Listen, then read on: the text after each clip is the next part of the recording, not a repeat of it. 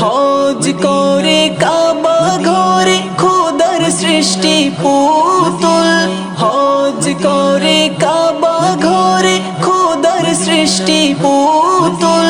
রওজা নবীর করলে জিয়ারত হজ হয় রে কবুল, হজ হয় রে কবুল।